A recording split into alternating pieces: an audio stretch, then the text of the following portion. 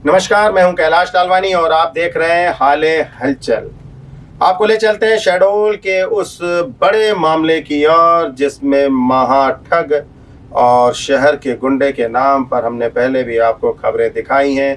आज हम आपको पहली बार रूबरू करा रहे हैं उस पीड़ित से जिसका नाम आशीष जैन है। जी हाँ, आशीष जैन, रोमिल जैन और उनके परिवार की अन्य महिलाएं हैं जिनके साथ लगभग 2 करोड़ से अधिक की ठगी विनोद लहोरानी और विजय लहोरानी के द्वारा की गई थी। एक भाई का नाम सामने आया और दूसरा पर्दे के पीछे है, जिसने दूसरे भाई के बचाव के लिए एक आवेदन एसपी को दिया था और पूरे मामले को शून्य करने की प्रक्रिया शुरू की गई थी। क्या कहते हैं आशीष जैन, अभी तक हम आपको पूरी बातें बताते आए हैं। आप सीधे मुलाकात करवाते हैं और सुनिए कि शहर का जो नामी गिरामी सफ़ेदपोश है, व्यापारी है, कारोबारी है, दूसरी तरफ उसके ऊपर ठग के आरोप क्यों लगे, पुलिस ने उसके ऊपर 420 जैसी गंभीर धाराएं क्यों लगा दी, क्या मामला था पूरा, और माननीय उच्च न्यायालय ने तीसरी बार याचिका लगाने के बाद भी उसे क्यों 2 करोड़ रुपए जमा करने की बात कही। इस पूरे मामले में आपको हम यह भी बताएंगे कि ओरिएंट पेपर मिल के प्रेसिडेंट और वाइस प्रेसिडेंट जो 2015 में थे, अजय गुप्ता और मोहता, इन दोनों की क्या संलिप्तता थी और इन दोनों ने कितना काला धन 2 नंबर में लिया और कितने में जमीन बेची। फिलहाल सुनिए क्या कह रहे हैं आशीष जैन। क्या मामला है, इस मामले की शुरुआत कब हुई थी, थोड़ा सा पूरे विस्तृत में बताएंगे। जी, ये बात है नवंबर 2015 की, जिसमें ओरिएंट पेपर मिल द्वारा एक एकड़ 55 डिसमिल जमीन को विक्रय के लिए टेंडर द्वारा निर्धारित किया गया है, जिसको लेने के लिए विजय लहोरानी और हम दोनों लोग साथ में ओरिएंट पेपर मिल गए थे, जिसका टेंडर डाला था। मेरे द्वारा भी टेंडर डाला गया था विजय लहोरानी, लेकिन चूँकि विजय लहोरानी का टेंडर पास हो गया था, मेरा फेल हो गया था, तो उसने बोला कि आप लोग साथ में कंबाइन करके ले लेंगे, या तुमको जितनी ज़मीन लेना हो उतनी आप ले लेना, बाकी मैं और ग्राहक देख के ले लेंगे। तो 8 लोगों के नाम से MOU एक साइन हुआ कि हम 8 रजिस्ट्री करा सकते हैं। नाम नहीं आया था, नाम बाद में देना था। पहले 8 लोगों का नाम से अपन ने MOU साइन हुआ। MOU साइन होने के बाद विजय लहोरानी ने अपने नाम से हरिओम दाल मिल जो इसकी फर्म है, उसके नाम से उसने टेंडर पास करा लिया।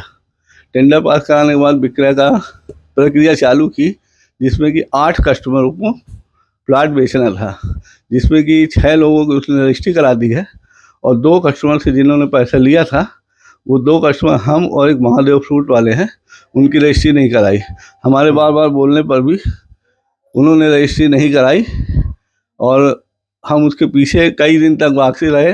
वो तड़काता रहा, अभी कराता हूँ, अगले महीने कराता हूँ, अगले महीने कराता हूँ, अगले महीने कराता हूँ, अभी साहब नहीं है, फलाना नहीं है, अभी दिखाना नहीं है। ऐसे जमीन थी, टोटल जमीन 1 एकड़ 55 डिसमिल थी, जिसमें मैंने 70 बाई 140 जमीन ली थी, जिसकी कीमत 2 करोड़ 41 लाख 48 हज़ार रुपये थी, जिसमें मैंने 2 करोड़ 2 लाख रुपए जरिए चेक के द्वारा 1 करोड़ 68 लाख रुपए हमने दिया था ओरिएंट पेपर मिल को और 34 लाख रुपए विजय लहोरानी को दिया था। इस प्रकार से पूरी ज़मीन का पेमेंट हमने टोटल 2 करोड़ 2 लाख रुपए दे चुके हैं। उसके बाद जब हमने रजिस्ट्री नहीं कराई गई तो हमने कोर्ट में सहारा लिया, एक परिवारवाद लाया गया सिविल कोर्ट शहडोल पे। उसके बाद हमने ये बात है जो नवंबर 2018 की बात है। उसके बाद हमने उसको जो है एक हमने फिर एसपी साहब से मिले, अनिल सिंह कुशवाहा सर एसपी थे सन 2020 में, तो उन्होंने उस पर FIR करवाई, जिसका FIR क्रमांक 20/2020 है। जिस दिन वो FIR हुई उस दिन के बाद से विजय लहोरानी फरार हो गया। लगभग 1.25 साल तक फरार रहा, जब तक कोरोना काल का चलता रहा। और जब वो फरार के दौरान क्या इनाम घोषित हुआ था? इनाम घोषित हुआ था, जिस पर 3,000 फिर 5,000 रुपये इनाम घोषित किया गया था। उसके बाद लॉकडाउन लग गया था तो इनाम की राशि बढ़ाई नहीं गई, और इस तरीके से। और फिर उसके भागने के बाद वो अग्रिम जमानत के लिए पहले सिविल कोर्ट गया, वहाँ उसकी जमानत खारिज हो गई, क्योंकि हमने पूरे डॉक्यूमेंट प्रस्तुत किए जो डॉक्यूमेंट सही और सत्य पाए गए। उसके बाद उसने हाई कोर्ट में गया तो उसने वहाँ भी अग्रिम जमानत की एप्लीकेशन दी, वो भी रिजेक्ट हो गई, वो फरवरी 2020 में। उसके बाद फिर उसने मई 2020 में फिर लगाया केस, उसमें 2 करोड़ 2 लाख रुपए का मुचलका सहित FDR करके और जमानत स्वीकार की, कंडीशनल बेल बोलते हैं उसको। कंडीशनल बेल हाई कोर्ट द्वारा स्वीकार कर ली गई। उसके तत्पश्चात फिर उसने प्रस्तुत किया कि मेरे पास इतने पैसे नहीं, मैं गरीब आदमी हूँ, कुछ अमाउंट कम कर दिया जाए ताकि मैं जमा कर दूँ। तो कोर्ट ने बोला नहीं, इससे कम में नहीं होगा। फिर दोबारा उसी आदेश को परिपालन किया गया और उसी जज द्वारा, राजीव कुमार दुबे सर चीफ मतलब हाई कोर्ट जज थे, उनके द्वारा ऑर्डर किया गया। उसके बाद फिर ये फिर फरार हो गया। उसके बाद इसने पुलिस को मिला के और SP को मिला के और पुलिस के अन्य लोगों को मिलाकर एक झूठी रिपोर्ट तैयार की जिसमें ये प्रकरण चलने योग्य नहीं है। और उसमें एक जितेंद्र नारायण सिंह करके मजिस्ट्रेट थे, CGM साहब थे, उन्होंने इसको स्वीकार भी कर लिया, खारिज इनकी। फिर हमने उसकी अपील की ADJ के यहाँ। ADJ साहब ने उसकी जांच की। जांच करने के बाद तथ्य को सत्य पाए गए और इसके खिलाफ चार्जशीट बनना के लिए आदेश किया। ये 19/7/2023 को आदेश हुआ था, 19 जुलाई को। हाँ, 19 जुलाई को। फिर मजिस्ट्रेट मैडम के यहाँ उन्होंने निर्देशन दिया कि इस पर कार्रवाई की जाए, तो उन्होंने आदेश पारित किया 3/10/2023 को। यह आदेश दिया कि पुलिस द्वारा फिर से पुनः विवेचन करें, अभियोग पत्र प्रस्तुत करें और न्यायालय में प्रस्तुत करें। इस मामले में जो और 6 लोग थे वो कौन कौन पार्टी हैं, किन किन के साथ? उसमें 6 लोगों में से था एक जैन, बीरेन जैन साइकिल वाले थे। एक वो जूता वाला, क्या नाम है,